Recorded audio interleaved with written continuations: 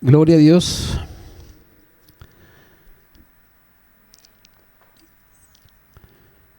En el capítulo 18, verso 25. Pónganme atención a este mensaje, pues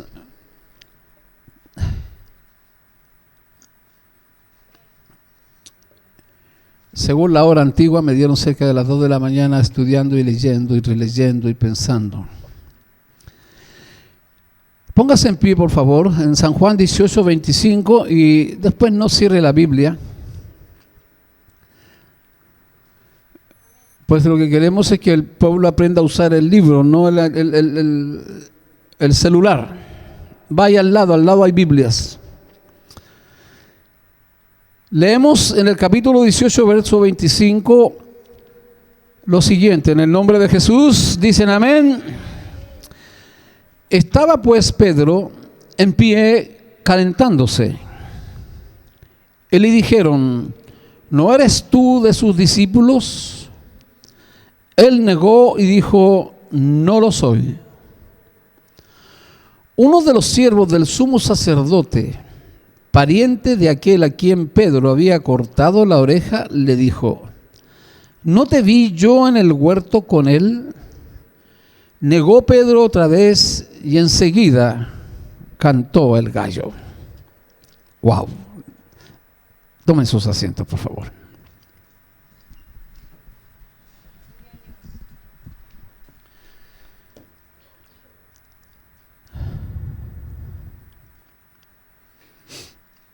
Quisiera encontrarme con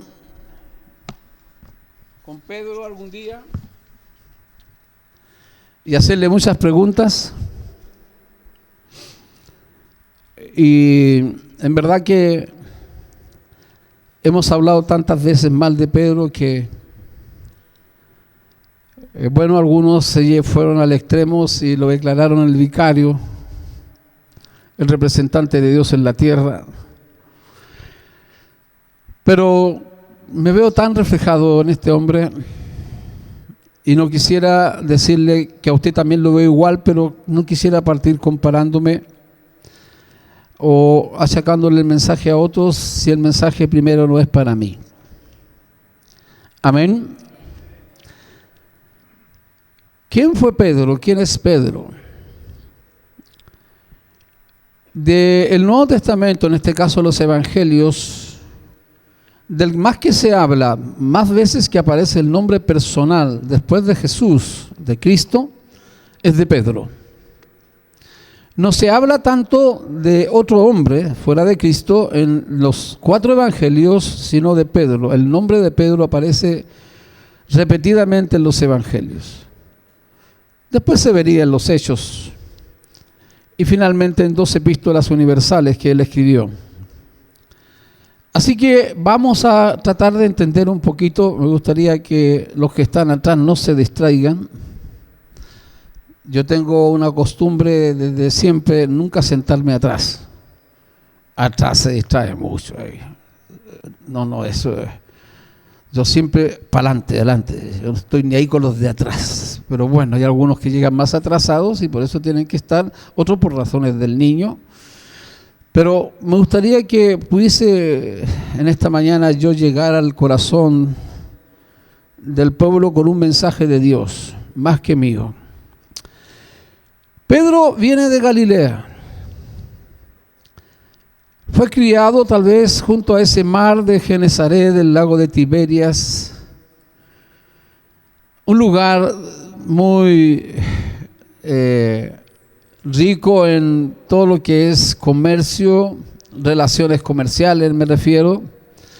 Está siempre siendo alimentado por las aguas del Jordán.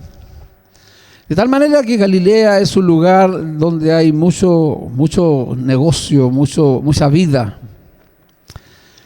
Lamentablemente a ese lugar siempre llegan extranjeros, llega gente con otras costumbres. Y bueno, lo que menos se cultiva en Galilea es, hablemos como hoy día, cultura. No hay gente instruida, las sinagogas funcionan a media luz Y todo lo espiritual, lo grande, lo bonito pasa por Jerusalén. Así que ser Galileo es, valga la palabra, ser un judío ordinario. Su profesión pescador vino luego a ser discípulo y terminó siendo un apóstol. Vean el paso de pescador a discípulo, de discípulo a apóstol. Fue el testigo y el confesor de quién era Jesús. Fue el único de los apóstoles que se atrevió a enrostrar a Jesús, entre comillas, reprender al Señor, cuando Jesús está hablando de que es necesario que el Hijo del Hombre sea entregado en manos de pecadores, sea levantado, hablándose de su futura crucifixión. Pedro, inmediatamente como voz propia y también representativa de los demás, ya que se ve que él es el vocero del sentimiento, de los pensamientos de los demás, pero él le dice a título personal: la cruz jamás. No, Señor. Cualquier cosa, pero la cruz no. Y ahí aparece el enojo de Cristo. Quítate delante de mí, Satanás. Wow. Porque no pones la mira en las cosas de Dios, sino en las de los hombres. Wow, parece que Pedro, por primera vez en su dignidad de hombre, que alguien lo trate así, es bastante bravo. Que a usted te digan, sale de en medio demonio, está endemoniado. Pero que te traten de Satanás, así en vivo y en directo, producto de ese arrebato. ¿Quién eres tú para detener el camino que Dios me ha trazado, la copa que yo he de beber? ¿Tú estás dispuesto a pararme y a detenerme? ¿No sabes que el sentimiento, el pensamiento, la emoción no provienen tan solo de tu corazón, sino son estimuladas por el que no quiere que vaya a la cruz? Y ese es el diablo, y de trasfondo le está hablando al diablo. Quítate delante de mí, Satanás. Ese es Pedro. Vino luego a ser el primero que confiesa por revelación de Dios quién es Jesús. A la pregunta que Jesús hace: ¿quién decís que yo soy? ¿Quién yo soy? ¿Quién soy para ustedes? Ahí aparecen las opiniones. Para unos eres Juan el Bautista reencarnado, para otros eres Elías que ha venido otra vez, para otros Jeremías. Mas vosotros, ¿quién decís que soy? E inmediatamente Pedro, como se dice, salta al ruedo y le dice: tú eres el Cristo, el Hijo del Dios viviente. ¡Wow! Los demás no dijeron nada, quedaron absortos. Y ahí viene la palabra de Cristo: bienaventurado eres, Simón, hijo de Jonás, porque no te lo ha revelado carne ni sangre, sino mi Padre que está en los cielos. Es decir, la confesión de Pedro acerca de quién es Cristo viene por un acto revelacional. Nadie conocerá al Padre si el Hijo no le revelare. Nadie sabrá nada de Dios a menos que Dios se revele a esa persona. A veces creemos que estudiar la Biblia es el camino para conocer a Dios. Puedes aprender historia bíblica, homilética, apologética, hermenéutica, pero conocer a Dios no es producto de tu observación y de tu querer, sino cuando Él le dijo: no me elegisteis vosotros a mí, yo os elegí a vosotros, y nadie conoce al Padre sino el Hijo, y Él a quien quiere lo va a revelar. Está hablando de la soberanía de Dios y el acto inicial de revelarse de Dios.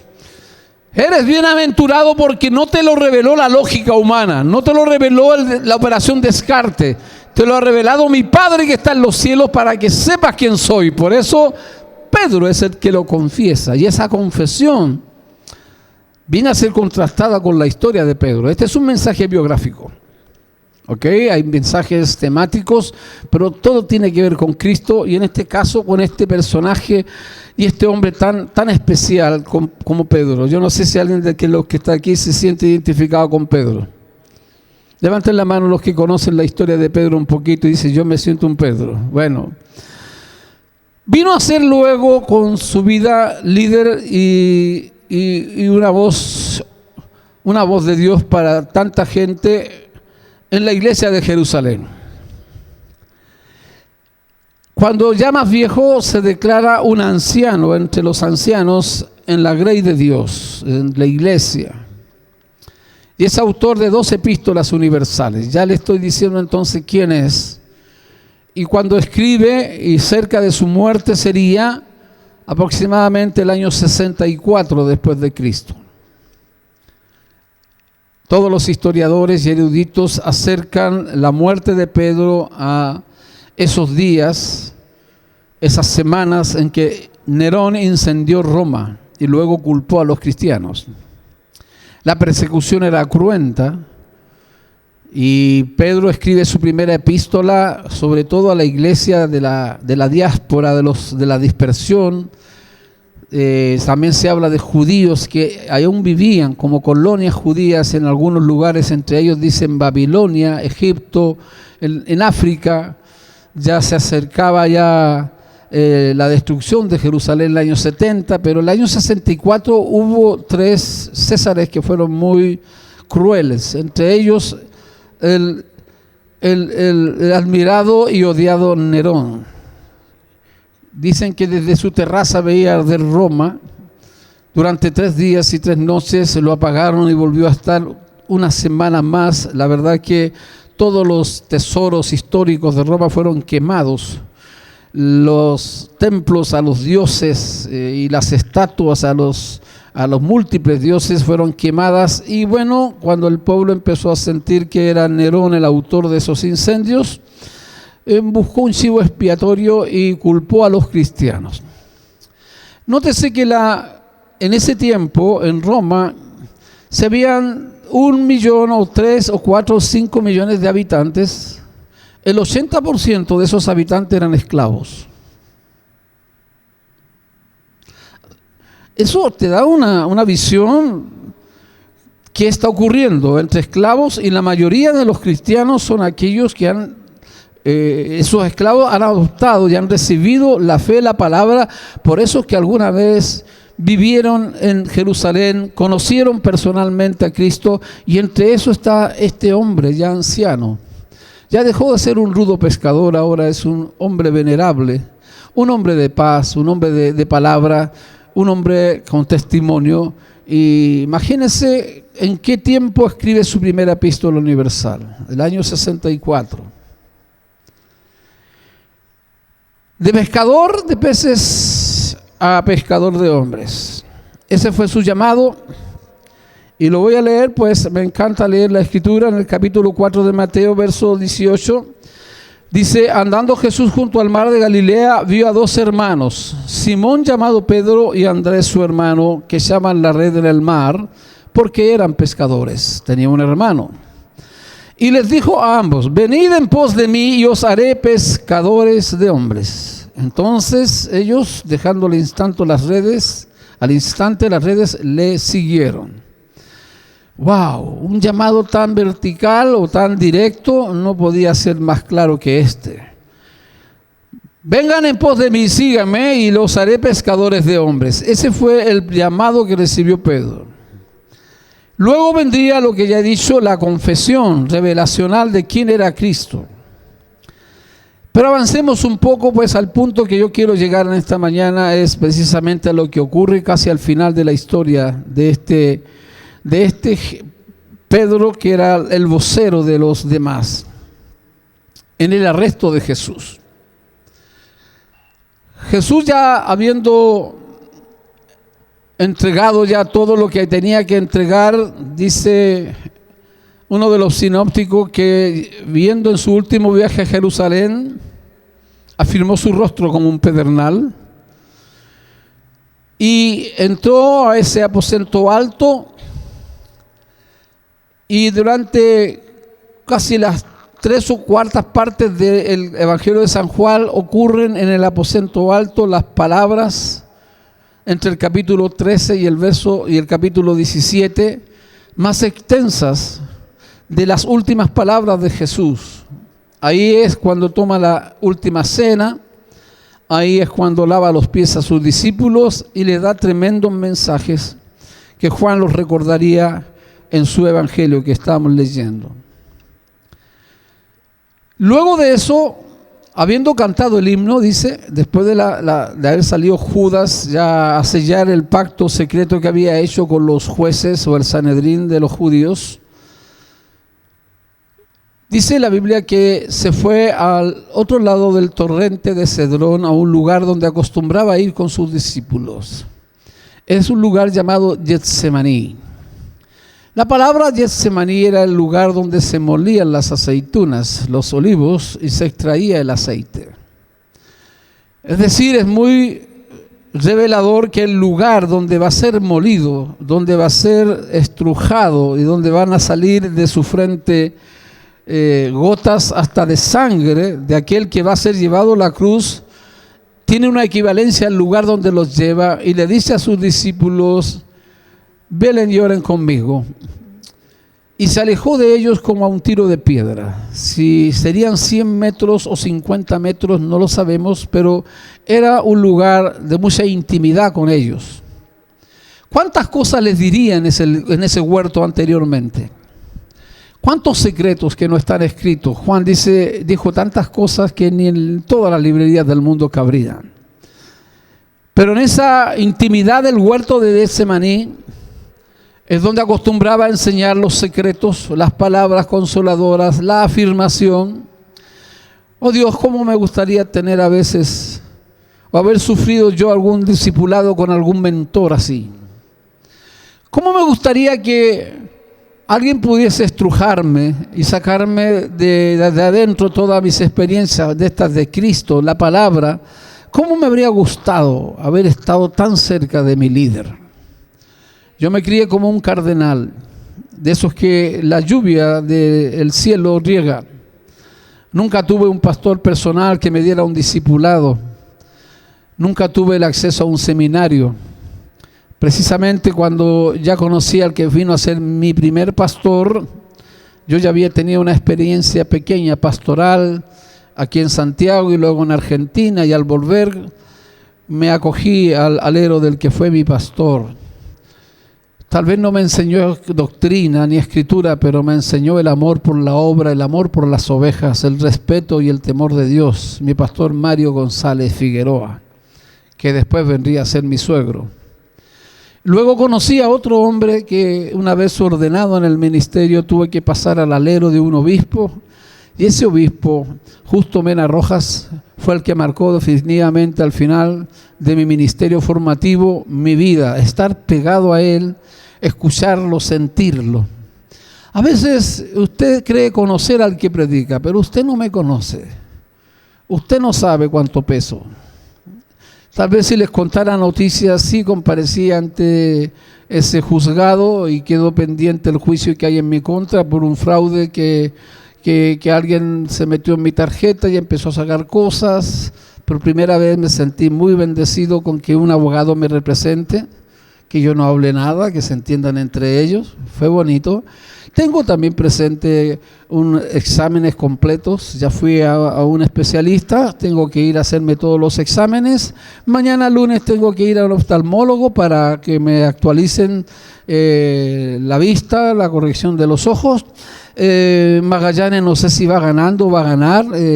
Usted no me conoce, usted conoce lo exterior, que me gustan los higos. Gracias a Dios por David Pérez que me ha traído higos. Oh, qué bendición. Mi hija Abigail también trajo higos. Higos y nueces son las dos cosas que más quiero. Si no hay higos en el cielo, no tengo ganas de ir al cielo, la verdad. Entonces usted cree conocer al que predica, usted cree conocer al que habla en el sermón de la montaña, pero la intimidad de ese Jesús fue narrada y contada, y esa marca indeleble que queda en el alma se llama la impronta, la huella, que fue reconocida en Pentecostés después de predicar Pedro, cuando la multitud ve lo que está pasando. Mucha gente ha venido a decirle a Pedro: ¿qué haremos? Arrepiéntanse y conviértanse para el perdón de los pecados. 3.000 bautizados en un día. Ya la otra vez 4.000. está pasando? Dice, ya matamos al malhechor en la cruz. ¿Pero qué está pasando? Y alguien narra, que es Lucas, dice, y les reconocían a Pedro y a Juan, les reconocían como los que habían estado con Jesús.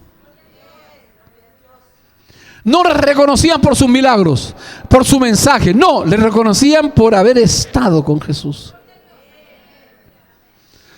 Estar con Jesús, vivir con Él. Ya se preparan los que se van a casar y van a estar juntos. Espero que para siempre. ¿Aló?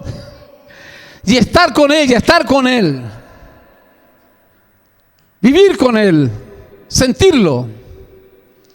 ¿Les puedo contar una confidencia? Anoche me quedé dormido.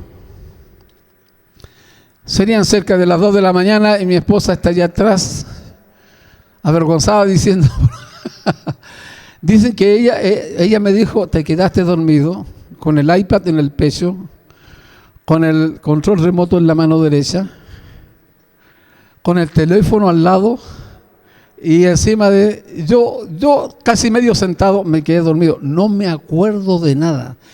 Podría ella haber hecho todo lo que quiera conmigo, pero bueno, lo que hizo fue quitarme el iPad del teléfono, sacarme la almohada, acostarme, taparme, y yo ni me acuerdo. Espero que cuando usted me vea así tampoco haga algo, ¿no? Pero usted no me conoce, es una intimidad. ¿Quién conoce a Jesús en esa área? ¿Sabe? El que lo conoce es este Pedro. Casi 3 años. Hasta que llega el momento más difícil. El momento de la entrega, y él sale en su defensa. Ya él ha escuchado, pero él no considera las palabras de que es necesario que el Hijo del Hombre sea entregado en manos de pecadores. No. A mi maestro no lo tocan. Y después de haber cenado con Judas, Judas desapareció entre las sombras y luego aparece en el Getsemaní, donde él, con Juan, que eran los más cercanos, se habían quedado todos dormidos y Jesús sufriendo solo en el Getsemaní. Cuando viene, Jesús los encuentra durmiendo y les dice, no habéis podido velar conmigo 1 hora. Yo veo a Jesús en la más extrema debilidad y vulnerabilidad humana. Si alguien quiere ver a un Jesús intocable, como Superman, mírenlo en el Getsemaní. Tanto así que vino un ángel. Vino un ángel del cielo a fortalecerlo. ¡Wow! A veces nosotros nos creemos que podemos pasar el valle solitos y no sabemos que Dios también nos envía ángeles, y a veces son ángeles que no reconocemos. Pues esta mañana les está predicando un ángel. Pero en el camino, ¿cuántos ángeles Dios ha dispuesto para hablarte una palabra y ayudarte? ¿Cuántas veces hasta un amigo que tú no lo ves en la iglesia te ha dado una palabra de ánimo, te ha reconocido, te ha dado un abrazo en silencio, ha puesto una moneda? Oh, ese amigo que me dijo, compadre, pero ¿cómo? Yo había pedido una moneda para la micro, me la negaron los hermanos a los que le había pregado. Bueno, a pie me voy, y cuando voy en el camino me encuentro con ese amigo, y ese amigo me reconoce. Tanto tiempo, compadre. Yo le digo, oye, sí, bien, contento. Oye, tenés 100 pesos para la micro, que estoy medio pato, le dije yo, y me dijo, claro, y me sacó un billete de a 100. Yo dije, no, vamos a cambiar, si yo necesito 100, nada. No, ¿cómo? Llévatelo. ¿Somos amigos o no somos amigos?, me dijo. ¿Cuántos ángeles, cuánta gente en el camino? ¿Cuánto sufrió Jesús en el Getsemaní? Que me imagino habrían ángeles esperando hasta que alguien le dijo, ya, anda, baja. Y ese ángel bajó. Y no sé si le dio palabra al que lo sabía todo, pues Jesús en su divinidad lo sabía todo. No necesitaba que nadie le dijese cómo eran los hombres. Él no se confiaba de nadie, pues los conocía a todos, aleluya, y los amaba a todos. Pero el ángel solamente parado ahí al lado. Yo no sé si sería un mensajero o un querubín, porque si manda un querubín, el querubín no sabe de parlamento. El querubín no envía mensajes, ¿sabe? Un querubín es de guerra. Cuando usted vea un querubín es porque ese tiene una espada desenvainada, compadre. A veces yo he tenido mis experiencias con esos ángeles. La presencia angelical, wow, es terrible. Así como he sentido y he tenido experiencia con demonios, pero sentir la presencia de un ángel que pasa por el lado tuyo, se te paran. Por el 2005, 2007, alguien me votó aquí, fue una mano tremenda. Y no fue la mano de Jesús, yo sé que fue un ángel de Dios. El que te fortalece, el que no lo ves. Estamos rodeados de la mano del favor de Dios. Si alguien piensa que estamos solos, están locos.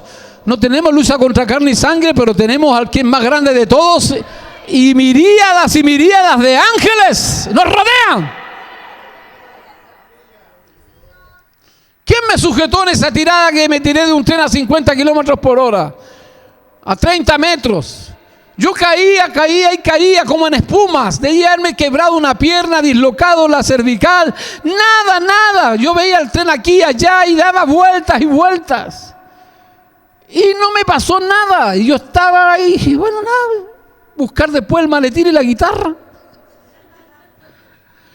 Estoy en Miami y un hermano me cuenta su experiencia cuando era niño, cuando tomó su bicicleta y vivía cerca de un precipicio y tenía 10 años y de pronto la bicicleta se le fue en contra del precipicio y cuando iba cayendo dijo: hasta aquí llegó el hijo de mi madre se queda sin hijo.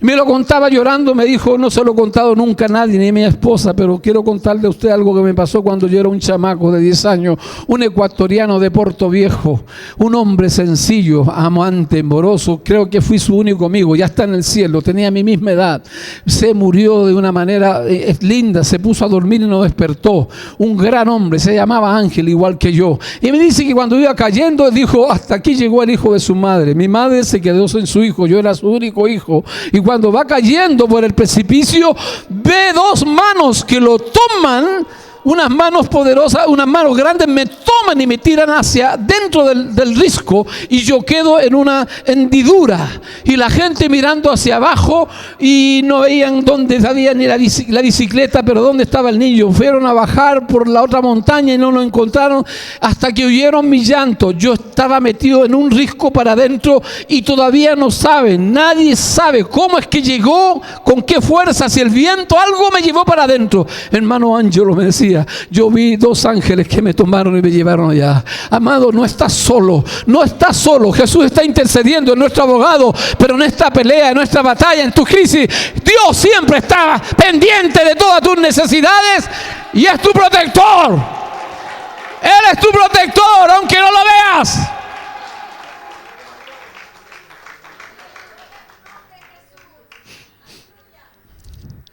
Vamos. Se acerca el que me entrega. Los despertó y de pronto ven la turba. En medio de ellos viene Judas. Please,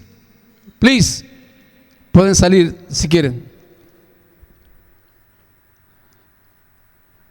Se acerca el que me entrega. Y en medio Judas, antorchas, aparece el beso, la respuesta o la pregunta: ¿a qué vienes, amigo? Inmediatamente Jesús le dice: ¿a quién buscáis?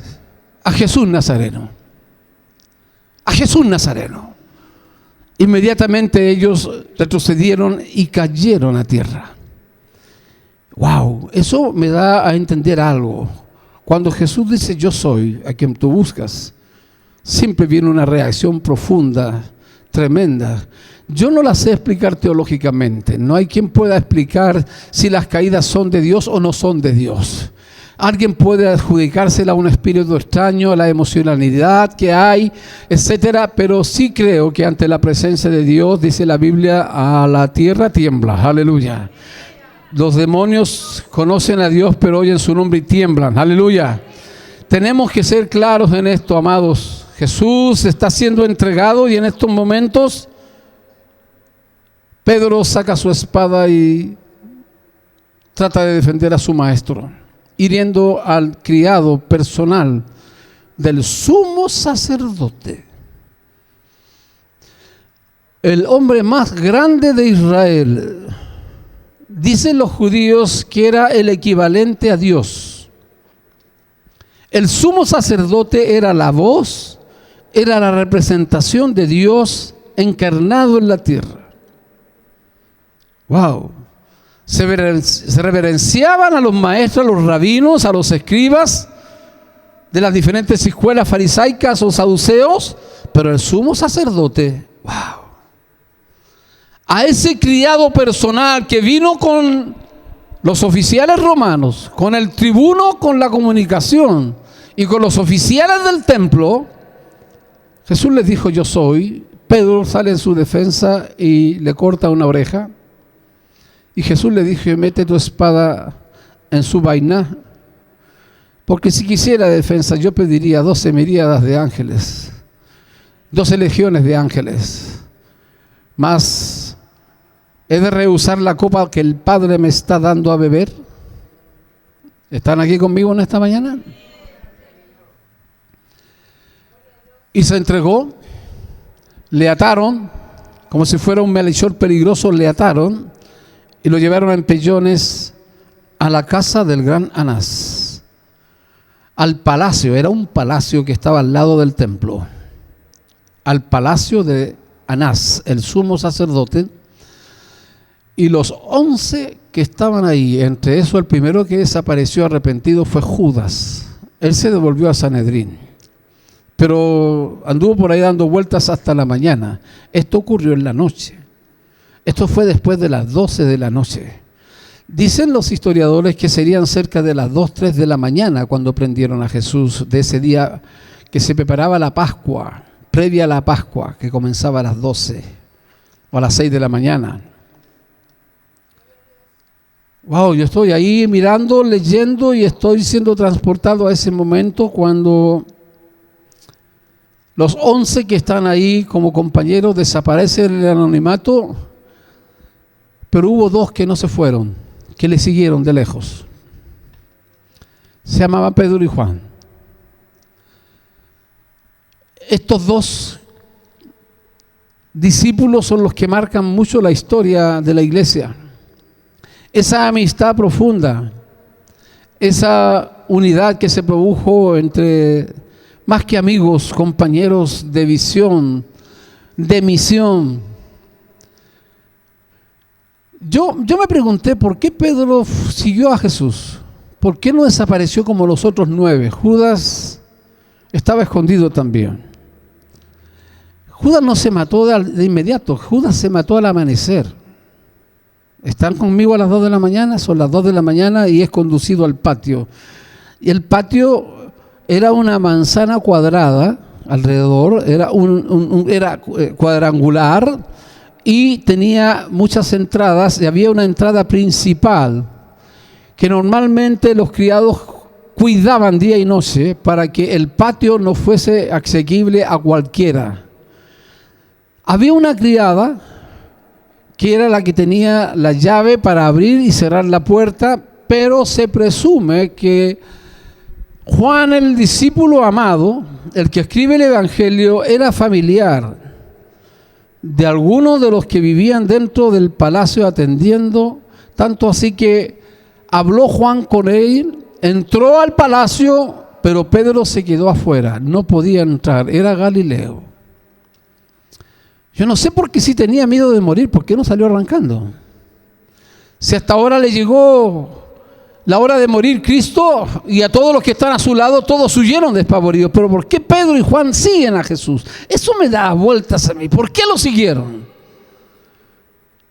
Juan tenía la libertad y el libre acceso por ser conocido de la criada y ser pariente de algún familiar de los que vivían en el patio de Anás, en la casa de Anás, en el palacio de Anás. Pero Pedro era Galileo y ahí es donde el narrador Juan se hace responsable, pues él habló con la criada y le dijo: afuera hay un amigo mío, puede entrar a calentarse que hace frío.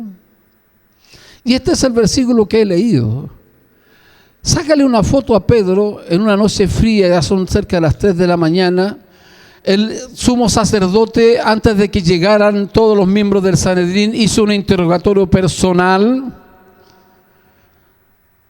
y le preguntó: ¿quién eres tú y qué es lo que estás enseñando? Y Jesús le dijo al sumo sacerdote, a Anás, el gran Anás: ¿quieres saber qué es lo que predico? Pregúntale a los que me oyeron todos los días, mañana y tarde, sin esconderme, en el templo enseñaba.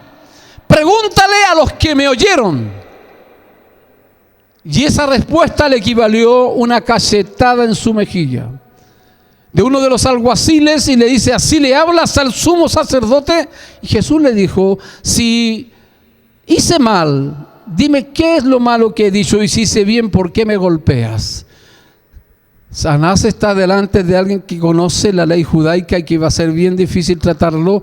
Cuando tiene muchas ganas de matarlo, no puede hacerlo, porque él ya está pronto a dejar el sumo sacerdocio y se lo va a entregar a su yerno Caifás.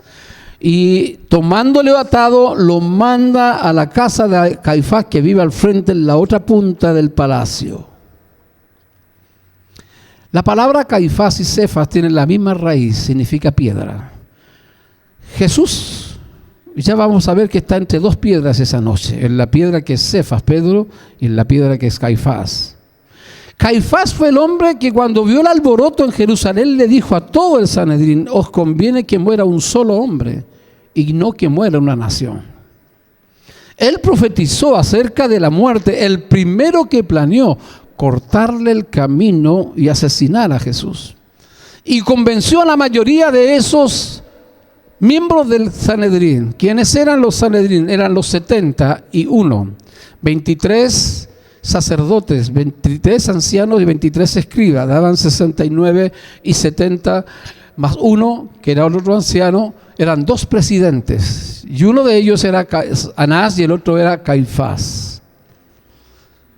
Los despertaron a todos a un juicio ordinario que no era legal. Pero porque venía la Pascua tenían que hacerlo antes de que empezara el pueblo a enterarse que estaban tratando de entregar y matar a Jesús en un arreglín, un tribunal prejuiciado.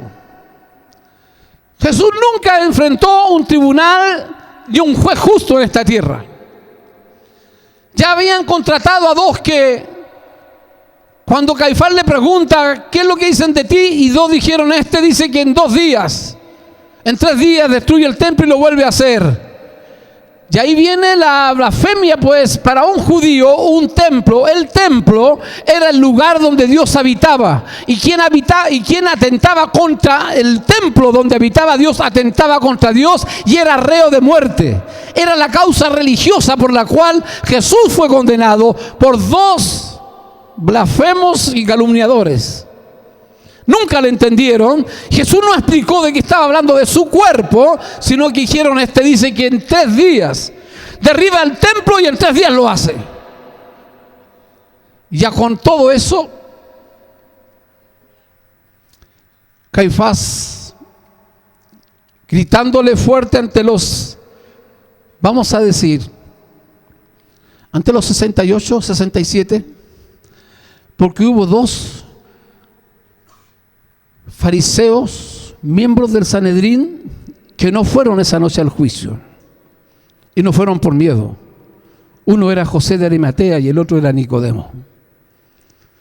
Ellos no votaron, ellos no se levantaron al juicio injusto que estaban haciéndole al Galileo. ¿Están aquí conmigo? Mientras tanto, Pedro está en el patio calentándose. Y la criada le dice: ¿no eres tú? No, yo no lo soy. Pasa otro y viene: oye, pero este hirió a mi primo. Era pariente del que le habían cortado la oreja a Malco. Bueno, Jesús le puso la oreja, si no le habrían cambiado el nombre, le habrían puesto Taza. Es un chiste. Le pegó la oreja. No era este, también tú estabas con ellos. Mira, si hasta hablas como Galileo, hasta tu manera de hablar te delata. Y él dice: no lo conozco. Vea, Juan dice 2, pero todos los otros evangelios, en este caso Mateo, capítulo 26, versos 57 al 61, nos habla de que 3 veces, y la tercera vez también dice lo mismo, no conozco a tal hombre, y cuando he descubierto la tercera vez, juró y maldijo. Wow. La ley decía, no juráis ni por el cielo ni por la tierra. El juramento de un judío no lo podía hacer cualquiera. El único que tenía poder de maldecir era el sumo sacerdote. Y él juró y maldijo diciendo, no conozco a ese hombre. Wow. Y en ese momento cantó el gallo. A esa hora que él estaba jurando no conocerle, Caifás, ya airado, le dice a Jesús, te conjuro por el Dios viviente, si eres tú el Hijo de Dios. Y ahí Jesús no guardó silencio, pues cuando hablan del Dios viviente, hablan del Dios vivo, Él no se queda en silencio. Tú lo has dicho. Y desde ahora en adelante veréis al Hijo del Hombre viniendo en su reino sentado a la diestra del poder de Dios. ¡Wow! Y habiendo dicho esto, se cometió el acto físico de la blasfemia. Y como herido, como representante de Dios, habiéndose cometido el pecado más grande que un judío puede cometer, que es digno de muerte, comenzó a hacerse pedazos su ropa, a sacarse sus filacterías, a romperse el manto, a hacerse pedazo todo.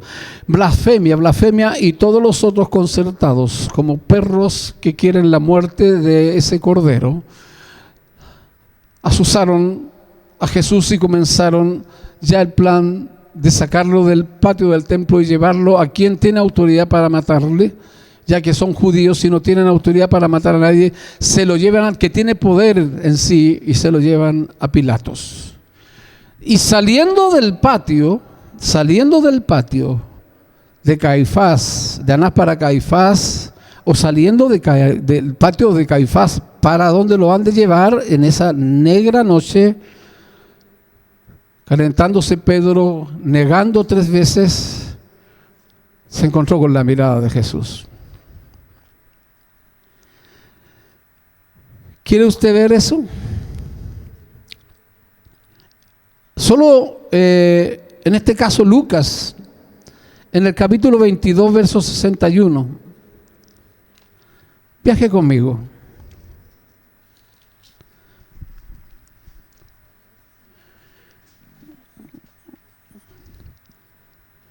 En el 60, y Pedro dijo, hombre, no sé lo que dices. Y enseguida, mientras él todavía hablaba, el gallo cantó.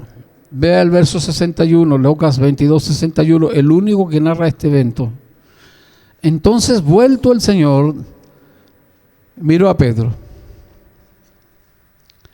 Y Pedro se acordó de la palabra del Señor que le había dicho, antes que el gallo cante, me negarás 3 veces. Oh Dios, yo no sé con quién estoy hablando en esta mañana. Pero yo no sé si te has mirado alguna vez al espejo en donde lo que has visto son tus negaciones.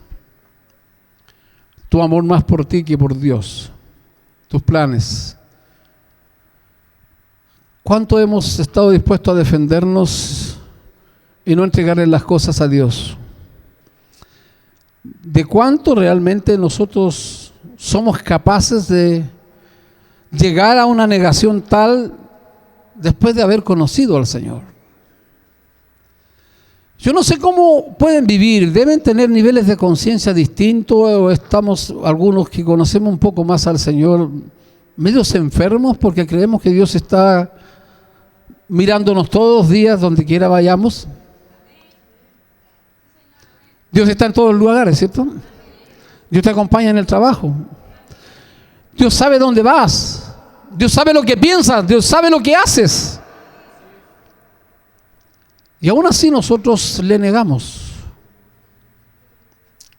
Le seguimos en secreto como lo hacía Nicodemo, por miedo a los judíos. Le seguimos a distancia, nos metemos entre los mundanos, y nos calentamos al fuego de la circunstancia.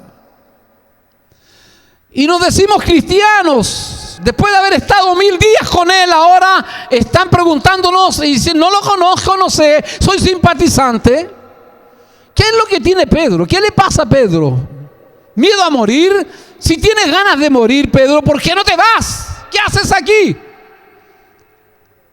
Y si estás aquí, ¿por qué me niegas?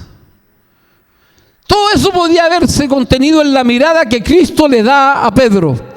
Cristo no habló con Pedro, simplemente cuando pasó por el patio vio también la otra escena donde estaba la hoguera, la fogata, y Pedro maldiciendo, y cuando se dio vuelta se encontró con la mirada de Cristo.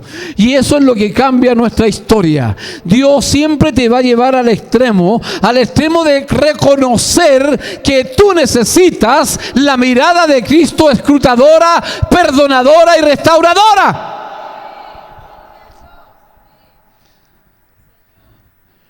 Dicen que los perritos, buscan siempre la mirada del amo. Siempre la buscan. Y me ha pasado, yo estoy ahí lo más bien, pero de repente miro a uno, inmediatamente se excita, empieza a mover la cola, quiere algo, me sigue. Bueno, te voy a decir algo, no eres tú, es Dios que está buscando con su mirada, con sus ojos tu vida, para escrutar, para averiguar, para llevarte al límite de la destrucción de la autoconfianza. En esa mirada está el juicio de Dios sobre Pedro, que le había dicho, si estos se escandalicen, si estos te traicionan, yo no. Estos pueden hacer, yo no. Fue él que le dijo, Señor, lo hemos dejado todo por seguirte, ¿qué nos vas a dar de vuelta? ¿Cuál es la recompensa por haber dejado nuestras redes, nuestra barca, en nuestro lugar? Porque Pedro era la voz cantante de todo el grupo, pero ahora cuando está ya pronto a ser probado, le cantó el gallo y se encuentra en ese momento con la mirada de Jesús. Quiero terminar hasta aquí tal vez.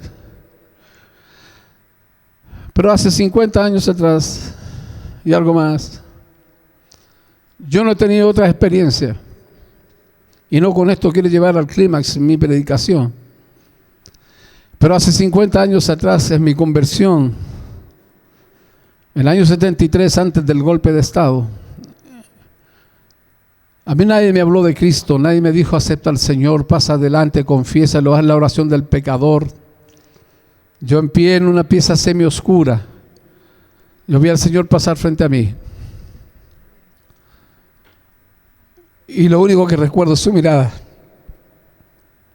Me miró el corazón, me miró adentro, me escrutó. Yo sabía que no quería perder su mirada. Fueron 2 segundos, 1 segundo, la mitad de 1 segundo, 1 microsegundo, no lo sé. Serían 2 minutos, 3, no lo sé, pero sé que pasó frente a mí y vi su rostro. Tal vez el que más me ha emocionado humanamente, que se parece, es el Robert Powell de Jesús de Nazaret, algo parecido a él. Pero es el Cristo que se reveló a mi corazón, pero yo no olvido, no vi su boca ni su nariz, vi sus ojos, su mirada, calaron mi corazón. Y yo le dije, Señor, ayúdame, quiero salir de esto, estoy atrapado, ayúdame, perdóname, ayúdame. Grité adentro de mí sin abrir mi boca. Y fueron sus ojos los que calaron mi corazón. Ahí yo me convertí a Cristo, no después cuando entré a la iglesia, no después cuando me bauticé, no, ahí comenzó, porque todo comienza cuando Dios te mira y cuando te encuentra con los ojos de Cristo. El que conoce a Dios nunca lo olvida, el que conoce a Dios y se encuentra con Cristo no puede cambiarlo por la basura del mundo, por la basura de un estadio, de un equipo deportivo, por el trabajo, por un hijo, no. El que se encuentra con la mirada de Cristo sabe que ha encontrado al único que puede restaurarlo y bendecirlo y salvarlo. Aleluya.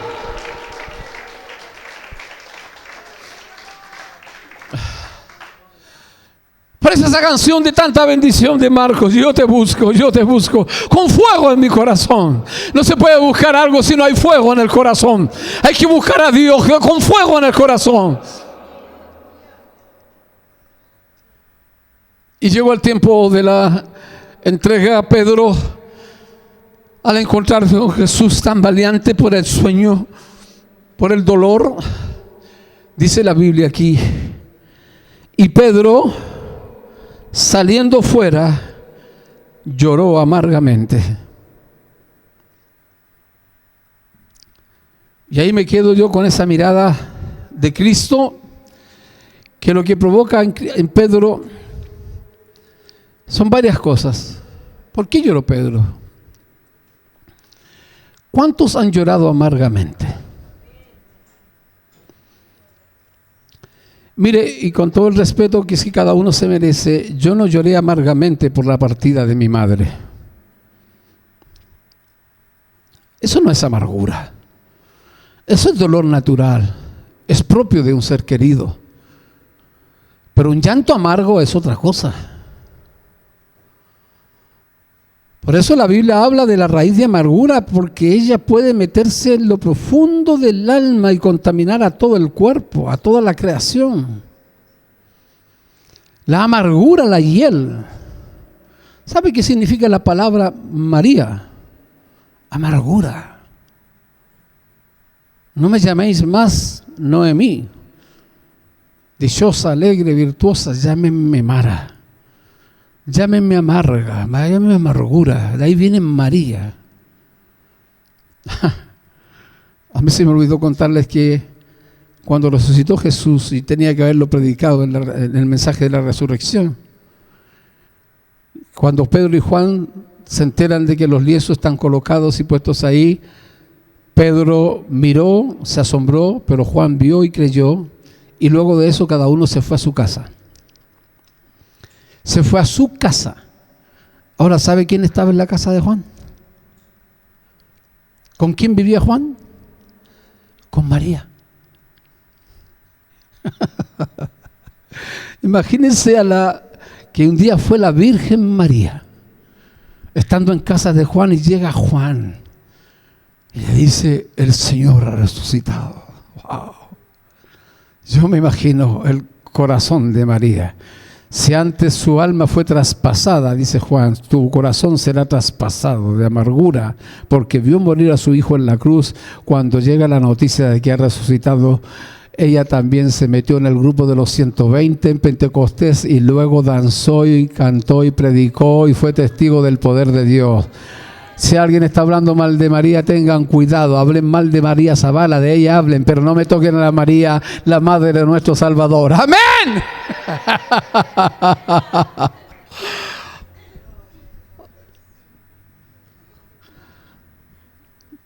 ¿Están aquí conmigo? ¿Sabe qué es lo más peligroso que hay? Después del hierro, Jesús como que habla con Pedro y le dice en esa mirada: ¿por qué estás aquí? Si eres un cobarde, o eres un temerario, o eres un curioso. ¿Por qué llora Pedro amargamente? Yo he llorado amargamente por mis yerros.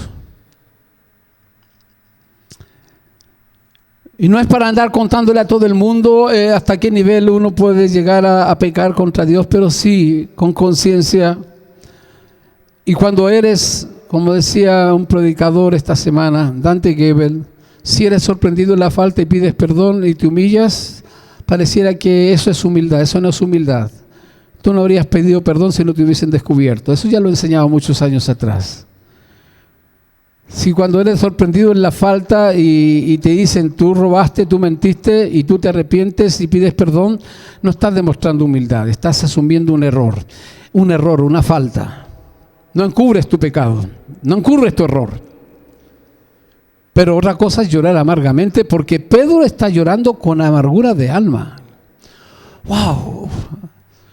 Hay otro que está llorando afuera, también en algún lugar, se llama Judas, también llorando. Pasan las horas y ese cantar del gallo es aproximadamente a las 5 de la mañana. Cuando los primeros rayos del alba empiezan a clarear la noche negra de Getsemaní, y en el patio de Anás, mientras es conducido a la casa de Pilato, al palacio del tribuno, al pretorio romano. Hay alguien que aparece por las puertas del patio de Anás con 30 monedas diciendo: yo he entregado sangre inocente. Dice el narrador: arrepentido Judas fue y le dijo: aquí tienen las monedas, yo he entregado a un hombre inocente, sangre inocente. ¿Y qué le dijo el Sanedrín? ¿Qué nos importa a nosotros? Y les tiró las 30 monedas. Y alguien dijo: bueno, aquí hay una ofrenda para el templo, para las viudas, no vamos a tomar estas monedas porque eso es precio de sangre. Hay que comprar un lugar donde se puedan enterrar extranjeros, esos extranjeros que vienen a este país, que no son judíos y que mueren como los perros callejeros. Cómprense un terreno y hagan con esas 30 monedas un espacio para enterrar a los extranjeros. Y se le llamó desde aquel día a Aceldama campo de sangre, comprado a precio de sangre. Y Judas, saliendo afuera, se ahorcó. Y otro está afuera llorando amargamente. Yo no sé cuál de los dos llantos realmente estremece más. A mí me estremece más el llanto de Pedro, porque Judas es responsable de lo que hizo. Nadie me diga que Dios escogió un culpable. Jesús llamó a un traidor. No, compadre, no me venga con esa teología de que naciste para morir en el infierno, que Dios te creó con un propósito de no verle nunca más. Dios es bueno y quiere que todos los hombres sean salvos y vengan al arrepentimiento. Sé que hay una elección previa, sé que Dios elige a los que son llamados. Fuimos escogidos antes de la fundación del mundo, pero por sobre todas las cosas no creo en un Dios que eligió a un Judas desde el nacimiento para mandarlo al infierno. Judas se hizo diablo en esa noche y luego, arrepentido y todo, ese arrepentimiento por la entrega, no por el reconocimiento de quién era Jesús, se ahorcó. Pero el llanto de Pedro me lleva, oh Dios, a llorar con él. Amados, yo creo que estamos en un momento como iglesia muy bonito. Pero hay muchos que necesitan una sanidad definitiva de parte de Dios.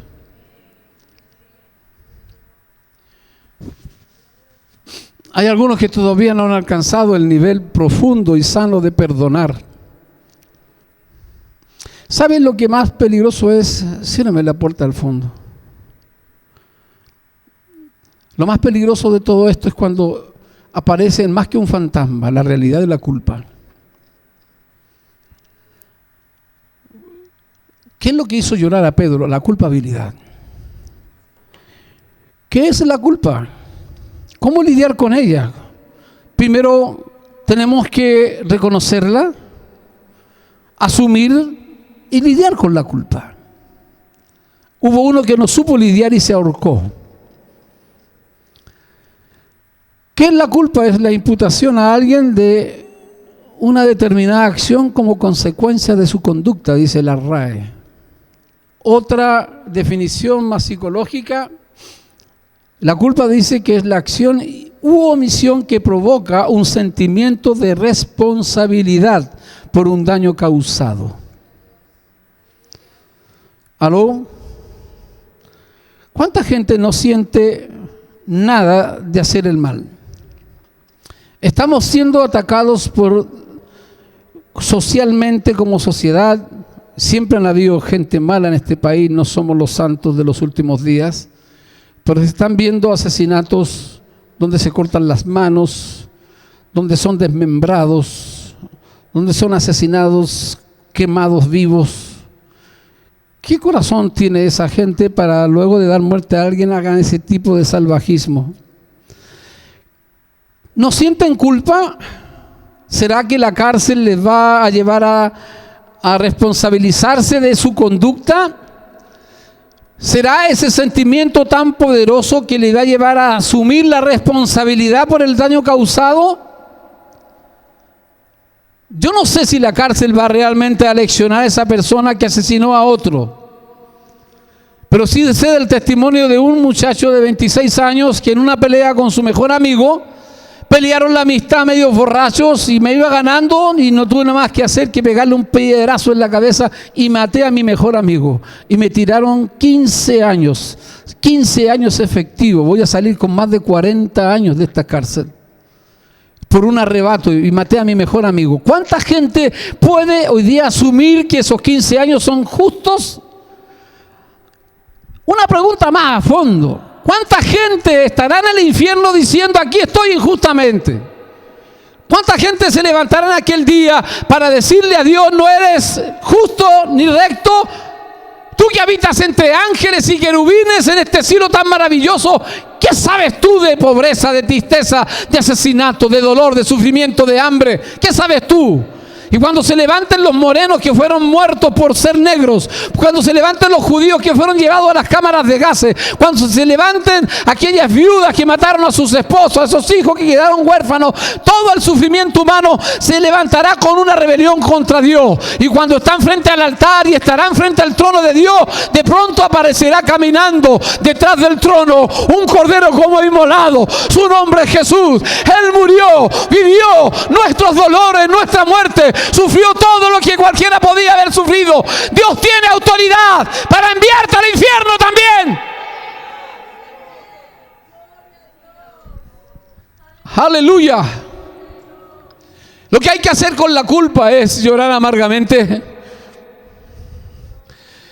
Y ante cualquier atisbo de irse en contra de uno, la amargura debe ser llevada delante de Dios y confesarla. Luego restaurar el daño causado si lo has causado. Viene la restauración. La palabra restauración, apocatastasis, significa volver las cosas a su lugar original. ¿Cómo volver a ser el mismo? Te hago una pregunta. ¿Cómo una mujer debe perdonar a su marido por su infidelidad? ¿O cómo un hombre puede perdonar a una mujer por su infidelidad? Ejemplo se lo dio Dios cuando le dijo al profeta: ve y toma a esa prostituta y hazla tu mujer. Y la tomó como su mujer, la honró delante del pueblo, y esa mujer se le fue de nuevo a prostituirse. Ve y tómala de nuevo. Pero soy profeta, soy santo, y mira lo que he hecho por ti. Así es mi pueblo, dice. Yo soy tu marido, tu hacedor, dijo Jehová. Oiga, cuando vea las películas nazis y el azote de Dios sobre ese pueblo, lo pidieron y lo recibieron. Su sangre sea sobre nosotros y sobre nuestros hijos. Y lo dijo el sumo sacerdote.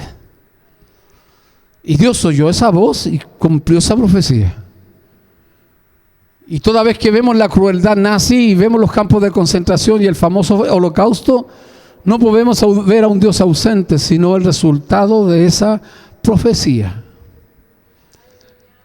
Por favor, ¿cómo está lidiando con su fallo? ¿Cómo está lidiando con su incapacidad? Yo todavía no sé por qué Dios me llamó a mí.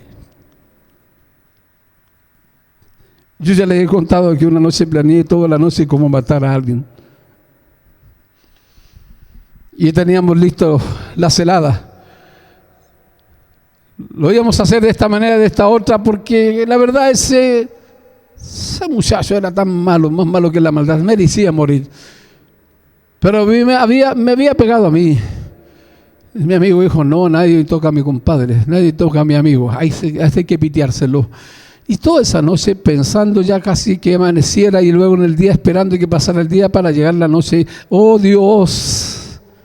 Dios, si tan solo tenía 16 años yo, antes de convertirme a Cristo, ya tenía planes de lo que el diablo quería hacer, era destruir mi vida. Por eso esa noche, cuando yo me encontré con la mirada de Cristo, le pedí perdón por todo lo malo, por todo lo que Él me evitó hacer, que me preservó de hacer más maldad. Pero una cosa es buena: la mirada de Cristo es restauradora. Tanto así que cuando se encuentra de nuevo con Pedro, aleluya, Pedro, oh, lo ve al Señor, que se aparece en medio de ellos diciéndole: paz a vosotros. No golpeó la puerta, no atravesaba las murallas, aleluya. Comía pescado y le dijo: era necesario. Y todos, nadie quería preguntar nada. Ni Pedro, ya dejó ser la voz cantante del grupo, ya veía a Jesús y desaparecía y entraba y salía. Hasta el día más importante, y con esto termino. Cuando está a punto de irse el Señor, llama a Pedro y le dice: Pedro, ¿me amas más que estos? Oiga, tarde o temprano Dios te va a confrontar, ¿eh? Aquí estamos todos grupalmente y cada uno interpreta lo que quiere, como quiere, lo que le gustó, lo que no le gustó. Pero un día Dios te va a llamar a solas y te va a preguntar: ¿me fuiste fiel? ¿Me amaste? ¿Me seguiste todos los días de tu vida? ¿Fui yo tu prioridad? ¿Por qué tú tienes que ser la mía? Te demostré que tú fuiste todo para mí, por eso di mi vida en el Calvario por ti. ¿Qué hiciste por mí? ¿Cuánto estuviste a padecer? ¿Por qué respondiste la agresión? ¿Por qué no perdonaste? ¿Por qué seguiste en esa soberbia de venganza? ¿Sabes? Yo he tenido oportunidades de vengarme, de defenderme y dejar sin ropa a gente que a veces me ha acusado.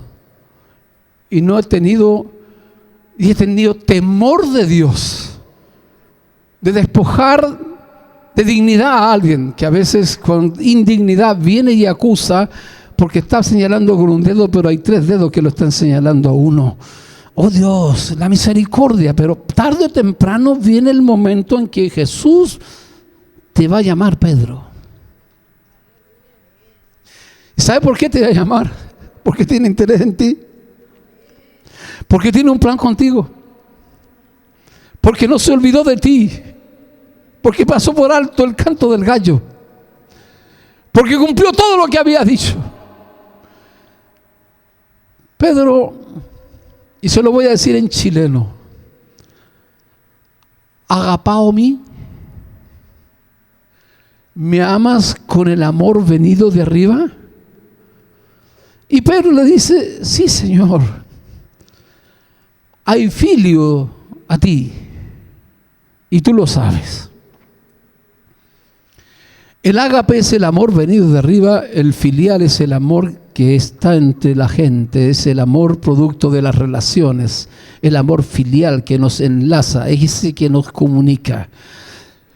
Pero Jesús le dice segunda vez: Pedro, ya no más que estos, no, ¿me amas? Agapao mí, ¿me hablas con el amor que va a durar más allá de tu vida? ¿Que no te va a permitir nunca más negarme? Y él nuevamente le responde: Señor, tú sabes que te amo. Tú sabes, fileo a ti. Yo te fileo a ti. Nuevamente, 2 verbos. ¿Sabe? El ágape es el amor que viene de las regiones celestes, es la definición teológica. El ágape es el amor que desciende y sale del centro del corazón de Dios, porque de tal manera agapó Dios al mundo, lo amó. Con el gran amor con que nos amó, dice Pablo, el gran ágape que nos amó. Nosotros respondemos de una manera horizontal frente a las circunstancias, pero Dios está buscando que podamos recibir ese amor. Y no lo tenemos, solo tenemos filio. Pero finalmente Jesús le pregunta la tercera vez, y esta tercera vez Pedro entiende y se entristeció mucho. Y ahora Jesús le dice: Pedro, ¿fileo tú a mí? Ahora Jesús usa el mismo verbo de él. De ahí Jesús y Pedro le dice: bueno, Señor, tú lo sabes todo. Tú sabes que te fileo a ti. ¿Está entendiendo el concepto esta mañana?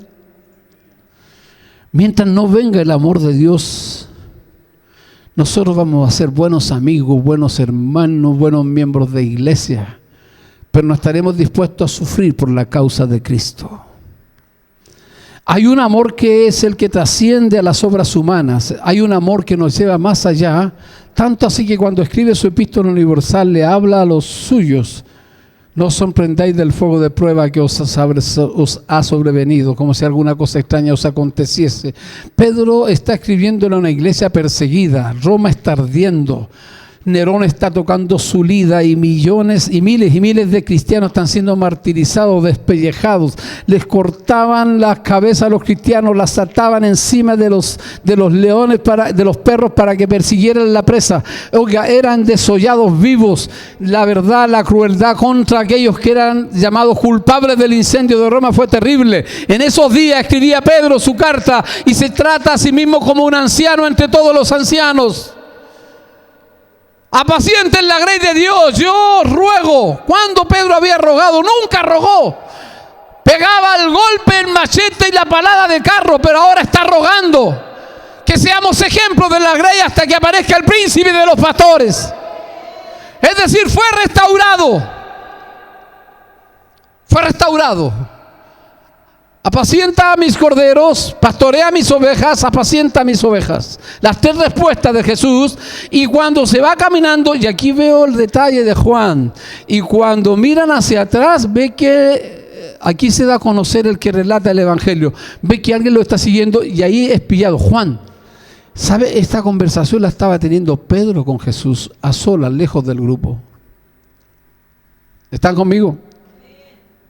Se dan vuelta. Y Pedro dice, ¿y este? ¿Qué de este? Y es que Juan estaba en el asunto. No te quedes fuera, aleluya. Dios también quiere contigo, dígame. Dios también quiere con nosotros. Jesús le dice, sí, quiero que Él quede. ¿Qué a ti? Tú ven y sígueme. Y la palabra sígueme está indicándole a Pedro con qué muerte habría de glorificar a Jesús. Pedro dice la historia que un día fue sacado del calabozo, fue llevado para ser crucificado, y él le pidió a los verdugos que no lo crucifiquen como mueren todos los demás, sino que lo aten cabeza abajo, diciéndoles, no soy digno de morir como mi maestro. Fue crucificado cabeza abajo. El llamado que Cristo te hace siempre será, ¿sabe hacia dónde va? Hacia la muerte. Es lo más duro que puedo decir esta mañana. Pero todos hemos de saber que la muerte no es el fin de nuestra historia. Es el comienzo de la eternidad, es el comienzo del propósito. Tarde o temprano todos partiremos de esta tierra. Más allá del sol y de las estrellas hay una ciudad que nos espera. Hay un cordero que fue inmolado, que pasó por el valle pero resucitó, y es necesario que a través de tribulaciones heredemos el reino de Dios. El llamado es a seguirle siempre, a pesar de nuestros fallos y negaciones. Póngase en pie, por favor.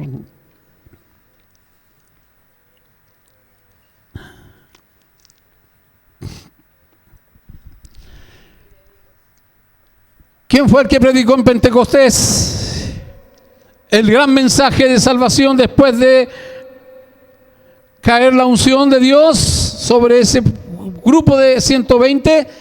Pedro predicó en Pentecostés. ¿Quién predicó en Samaria? Pedro. ¿Quién predicó en la casa de Cornelio en Cesarea de Filipo? Pedro. Pedro vino a ser el hombre y la voz de Dios para ese pueblo, un testigo fiel, un ejemplo de la grey. Cumplió el ministerio y glorificó a Dios aún en su misma muerte. Pero no se quedó en la culpa.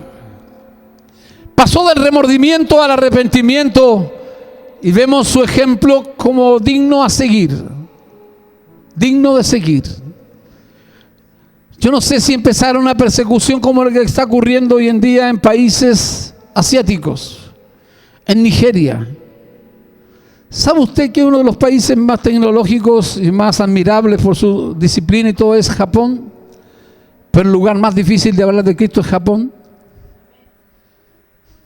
No quieren nada con Cristo, con Dios. El sintoísmo y la filosofía esa los tiene cerrados. Y cuando vienen todos esos terremotos, no es que decir, no, es que nosotros tampoco somos tan ávidos de Dios. Vean los pueblos americanos más religiosos, México, Colombia, de las tragedias y nos persiguen a todos. Y es que Dios no está ausente, Dios está presente en las tribulaciones. Lo que anda buscando es gente que se vuelva a Él con arrepentimiento genuino para ser restaurados. Ahora, por favor, cierre sus ojos. Please, shut your eyes. Cierre sus ojos. Y diga conmigo, si he fallado, Señor. Yo lo reconozco.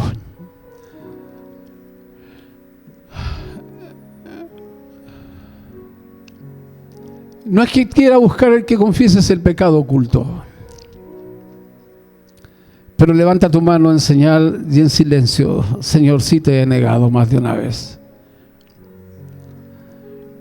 Levanten la mano los que puedan decir valientemente eso. Sí, Señor, yo te he negado más de una vez. Yo la levanto. Yo te he fallado, Señor. Yo no te he sido fiel. Yo no he sido sincero. Perdóname en esta mañana. Sí, he sido injusto al preferir otras cosas antes que las tuyas. Te he dejado. No he sido leal. Perdónanos. Míranos otra vez. Y lo único que te podemos decir con todo nuestro corazón es que tú sabes todo. Tú sabes que te amo. Perdóname, Señor.